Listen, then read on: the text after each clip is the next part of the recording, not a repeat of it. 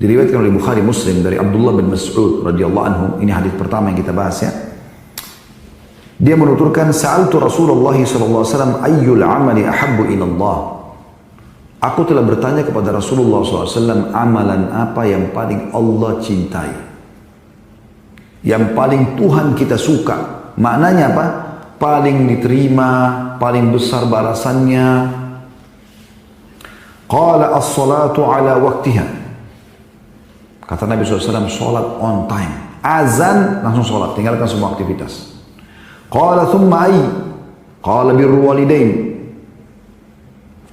Kata Abdullah bin Mas'ud, lalu apa lagi ya Rasulullah? Kata Nabi SAW, bakti pada kedua orang tua. Setelah hak Tuhanmu, sholat kan hak Tuhan, Allah SWT. Maka pulang, bakti sama orang tua. Qultu thumma ay, qala al-jihadu fisabilillah. Aku berkata, lalu apa lagi ya Rasulullah? Kata Nabi SAW, jihad di jalan Allah. Dari hadis ini kita ambil pelajaran apa? Bakti dengan orang tua didahulukan dari jihad. Bayangkan teman-teman sekalian, kita pergi berperang. Setiap langkah kaki kita itu bernilai pahala. Bahkan kata Nabi SAW, makbarra qadama abdin sabili fatamassuhun nar. Dalam hadis riwayat Muslim, tidak akan disentuh oleh api neraka dua telapak kaki yang berjalan di atas medan perang di jalan Allah SWT. Mujahid itu pergi berperang, dia mati syahid atau tidak tetap dapat pahala. Setiap langkahnya bernilai pahala. Mulia sekali. Sampai pernah ada yang bertanya, ya Rasulullah, ada enggak amal yang menyaingi jihad? Kata Nabi SAW, tidak ada. Sampai beberapa kali sahabat itu tanya, Nabi SAW mengatakan tidak ada. Sulit sekali menemukan gitu, karena pahala besar. Tapi ternyata dalam hal ini dijelaskan bakti dengan orang tua di atas itu. Ada riwayat banyak yang menguatkan masalah ini ya. Di antaranya adalah hadis. Hadis ini sahih riwayat Bukhari Muslim juga, Abu Daud dan Tirmidzi. Dari Abdullah bin Amr bin As radhiyallahu anhu, beliau berkata, "Ja'a rajulun ila Nabi sallallahu alaihi wasallam fasta'dzanahu fil jihad." Telah datang seseorang kepada Nabi sallallahu alaihi wasallam lalu minta izin untuk jihad. Faqala ahayyun walidaka. Maka Nabi SAW bertanya, apakah hidup orang tuamu? Ya. Kedua orang tuamu hidup enggak? Qala na'am. Maka orang itu mengatakan iya. Qala fa fihima fajahid. Kata Nabi SAW, pada keduanya lah kau berjihad. Artinya, kalau kau mau lihat pahala mana lebih besar, berjihad atau bakti dengan mereka, maka bakti dengan mereka lebih besar. Mengalahkan pahala jihad. Wahai anak-anak muslimin, yang masih punya ayah masih hidup, ibu masih hidup, mereka depan mata kalian, kamarnya di depan kamar kalian, tiap hari kalian bisa salaman sama mereka, ya, bisa minta maaf, bisa minta didoakan, bisa ambilkan air minum, bisa ambilkan kunci mobilnya, bisa apa saja, siapkan sendalnya, buat mereka senang, kejar prestasi di sekolah, buat mereka bangga. Itu lebih baik daripada jihad di jalan Allah. Bagi anda yang sudah sukses, bukan cuma anak-anak siswa dan siswi, yang sudah sukses, sudah kuliah, sudah jadi dosen, jadi guru, sudah jadi pengusaha, orang tua anda di mana sekarang? Di kampung. Kontak mereka. Jangan pernah pergi kerja pagi hari kecuali sudah kontak orang tua. Minta ridhonya, minta doanya, minta kemudahan. Allah mudahkan dengan bertawassul, dengan bakti doa, Allah mudahkan urusan kita. Saya punya seorang sahabat dekat, Dr. Muhammad Rahil, hafizahullah, di kota Madinah. Sampai sekarang Masya Allah masih ya, jadi dosen di kampus kami dulu. Maksudnya di kampus yang dulu kami kuliah bersama ya. Sekarang dia sudah jadi doktor dan mengajar di sana. Subhanallah, waktu masih jadi mahasiswa, dia kakak kelas saya kebetulan. Selalu cum laude, nilainya bagus sekali. Antara 90 sampai 100 angka nilai itu dianggap A ya, 90 sampai 95. 95 sampai 100 itu A plus gitu ya. Intinya begitu hitung-hitungan dulu di kampus kami. Dia Masya Allah Tabarakallah selalu ada di poin ini. Padahal jarang sekali belajar. Cuma memang dia di kelas orangnya cerdas. Apa yang dosen sampaikan dia pelajari baik-baik. Cuma saya pernah tanyanya. Saya bilang apa rahasianya? Di malam ujian, anak-anak di kampus kami dulu tuh kumpul di masjid. Mereka begadang, hafal, ulangin. Kalau dia sama temannya ada satu namanya Anwar juga orang Sudan. Datang antara maghrib isya, bawa sebuah buku tulis catatan kecil, kesimpulan materi. Belajar, besok lulusnya Masya Allah, angka full. Gitu. Sempurna. Saya tanya apa rahasianya Muhammad? Masya Allah, selalu lulus baik. Dia mengatakan, Khalid, saya tidak pernah keluar ke kampus, mau kuliah. baik mau ujian atau tidak, kecuali saya ketemu orang tua saya lalu saya bilang, tolong doakan saya, mudahkan saya. Subhanallah, setiap ujian kadang-kadang ada soal yang saya tidak tahu jawabannya, tapi saya coba fahami soal lalu saya jawab, Allah mudahkan nilai saya sempurna. Dan terlalu banyak contoh-contoh berhubungan dengan masalah ini. Di dalam hadis yang lain, ini hadis ya lebih luar biasa lagi gitu. Dalam hadis riwayat Muslim, ya, Aqbala rajulun ila Rasulillah sallallahu alaihi wasallam faqal. Seseorang laki-laki datang kepada Nabi SAW lalu berkata, "Ubayyi'uka 'ala al-hijrati wal jihad." Ubayyi'uka 'ala al-hijrati wal jihad. Ya Rasulullah, saya mau janji setia. Bai'at. Tidak akan aku pungkiri. Itu disilakan dengan bai'at. Ubayyi'uka. Untuk apa? Hijrah. Aku sekarang mau tinggal sama anda di kota Madinah. Mau hijrah total sudah. Tinggalin kampungku, negeriku. Sudah aku tidak mau lagi apa-apa. Tinggal bersekat anda ini. Dan berikut, aku akan sibuk untuk ikut berjihad bersama anda. Ini luar biasa. Ini bukan cuma jihad ya. Tinggal bersama Nabi di kota Madinah. Siapa yang tidak mau teman-teman? Kalau sekarang Nabi SAW masih hidup, mungkin kita berbondong-bondong pergi tinggal di kota Madinah. Beliau mengatakan, Abtagil ajra minallah. Itu semua saya kerjakan karena saya ingin dapat pahala sisi Allah. Karena pada masa itu orang memang berubah-ubah datang ke kota Madinah untuk tinggal gitu. Qala fahal walidayka ahadun hayy. Nabi SAW mengatakan, apakah salah satu orang tua masih hidup? Qala na'am, bal kilahuma hayyun. Maka orang itu mengatakan, iya benar, bahkan dua-duanya masih hidup. Qala fatabtagil ajra minallah. Apa kau mau cari pahala dari sisi Allah? Tanda tanya. Qala na'am. Anak itu mengatakan iya. Qala farji' ila walidayka fa ahsin suhbatahuma. Saranku, pulang sekarang ke orang tuamu, ya, maksimalkan berbuat baik dengan mereka. Jadi seakan-akan dalam makna hadis ini, itu lebih baik, ya, daripada kau hijrah bersamaku sekarang ke kota Madinah, kemudian kau ikut berjihad. Hanya dengan melayani orang tua. Patuh sama mereka. Setiap kali ada pilihan apapun, terserah ayah, terserah abi, terserah umi, terserah ibu. Semua kembalikan ke mereka. Biarkan mereka yang putuskan.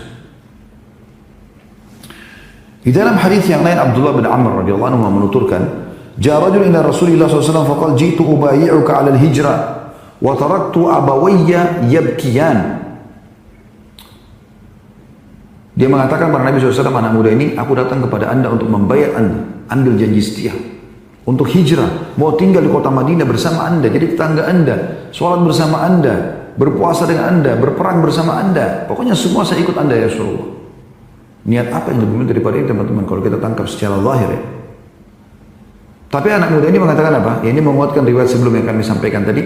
Dan aku meninggalkan kedua orang tuaku menangis. Jadi ada kemungkinan tadi, riwayat yang sebelumnya kita sampaikan itu, kedua orang tua mereka memang tidak ridho. Karena memang ulama mengatakan kalau ada anak-anak yang mau pergi nuntut ilmu, keluar negeri, bekerja, orang tuanya ridho, gak ada masalah. Gak ada masalah. Tapi kalau orang tuanya tidak ridho, ini jadi masalah ini. Jadi di sini bukan berarti, oh kalau ada Rasulullah SAW masih hidup, kita gak usah hijrah bersama beliau, kita tinggal di Indonesia saja. Tidak. Kita boleh hijrah, dan itu ibadah yang sangat besar, ya, menjadi sahabat Nabi SAW. Tapi buat orang tua kita ridho, mereka mau menerima itu. Di sini dikatakan kedua orang tua menangis. Faqala irji' ilaihima fa'adhikhuma kama abkaitahuma. Kata Nabi SAW, pulang sekarang ke mereka berdua. Buat mereka tertawa sebagaimana kau telah membuat mereka berdua menangis. Ini luar biasa ini. Dalam riwayat yang lain, ini semua hadis yang sahih, tadi itu riwayat Abu Daud ya. Riwayat ini riwayat Abu Daud juga disahihkan oleh Syekh Albani dari Abu Sa'id Al-Khudri radhiyallahu anhu, beliau mengatakan anna rajulan min ahli Yamani hajara ila Rasulillah sallallahu alaihi wasallam faqala lah. Ada seorang laki-laki dari penduduk Yaman hijrah ya ke kota Madinah, ingin ikut dengan Nabi SAW. Lalu Nabi berkata padanya, "Hallaka ahadun bil Yaman?" Apakah ada seseorang yang kau tinggalkan di Yaman? Qala abawayya. Dia mengatakan kedua orang tuaku, ibu ayahku. Qala adzina lak, apakah keduanya mengizinkan? Qala la. Maka dia mengatakan tidak. Qala farji' ilaihima fasta'dhinhuma fa in adzina laka fajahid wa illa fabirrahuma. Kata Nabi SAW pulang ke Yaman. Waktu itu teman-teman jarak dari kota Madinah ke Yaman ini bukan main-main. Jauh sekali, berminggu-minggu. Orang masih menggunakan kuda, unta, ya. Tidak ada transportasi kayak kita sekarang naik pesawat 1 jam, 2 jam selesai. Enggak. Atau naik kendaraan darat, tapi mobil dengan kecepatan tinggi bisa. Ini enggak. Ya. Nabi SAW suruh pulang ke Yaman. Minta izin kepada keduanya. Kalau mereka keduanya mengizinkan kamu, maka silakan ikut berjihad. Kalau tidak, fokus bakti pada mereka. Ini riwayat yang selanjutnya ini Abu Sa'id ini menguatkan semua apa yang kita sampaikan tadi. Artinya, sebelum pergi berjihad, izin dulu sama orang tua. Sebelum hijrah, izin sama orang tua. Kalau pergi berjihad dan hijrah bersama Nabi SAW butuh izin orang tua, apalagi kalau hanya sekedar mau keluar kota, ya, pilih perusahaan kerja, pilih kampus sekolah atau kampus, tapi jauh lebih kecil, harus dengan ridho kedua orang tua, bukan semua kita. Bahkan kalau perlu jurusannya kita jelasin. Orang tua saya Ustaz tidak berpendidikan, jelaskan, Bu, ayah ada pilihan saya mau masuk kuliah nih, ada jurusan ini, ada jurusan ini, ada jurusan ini, kira-kira yang mana saya pilih. Jelaskan baik-baik masing-masing kelebihannya. Apa yang mereka bilang, ikutin.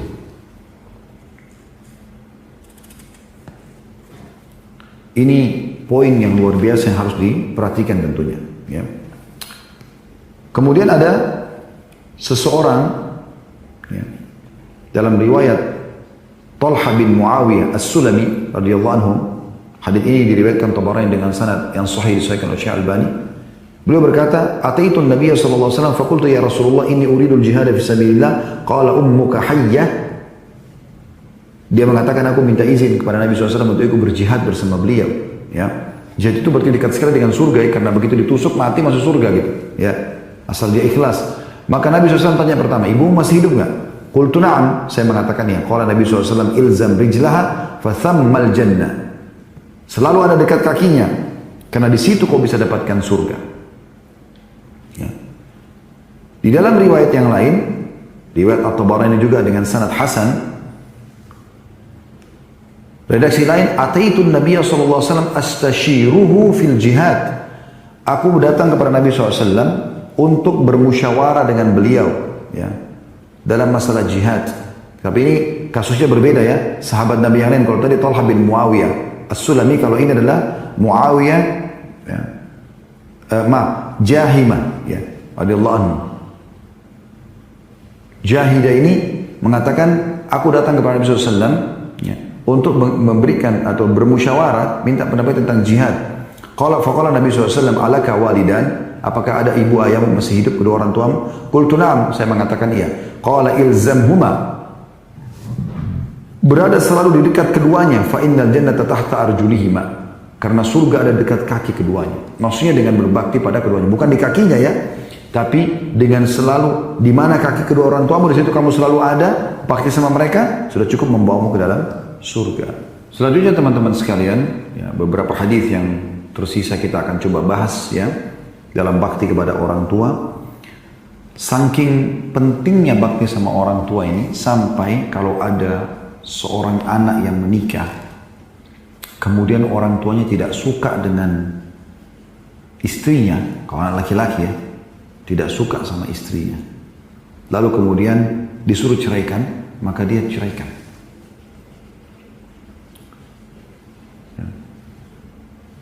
Karena memang ini penting sekali. Di saat memang orang tua kita tentunya menyuruh bercerai, ya, karena memang kefasikan si wanita tadi.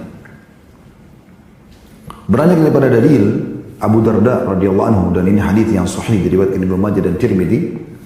Anna rajulan atahu faqal inna li imra'atun atau inna li imra'atan.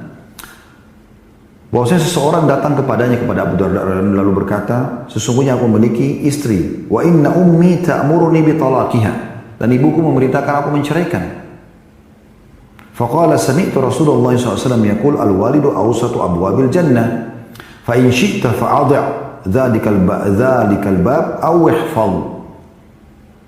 Maka Abu Darda mengatakan, aku mendengarkan Rasulullah SAW bersabda, orang tua itu adalah pintu pertengahannya surga. Kalau kau mau, sia-siakan. Kalau kau mau, jagalah. Kalau kau mau, jaga. Kalau kau mau, sia-siakan. Dalam riwayat lain, anna rajulan, diriwayatkan Ibnu Hibban dan sanad sahih, anna rajulan ata Abu Darda faqal.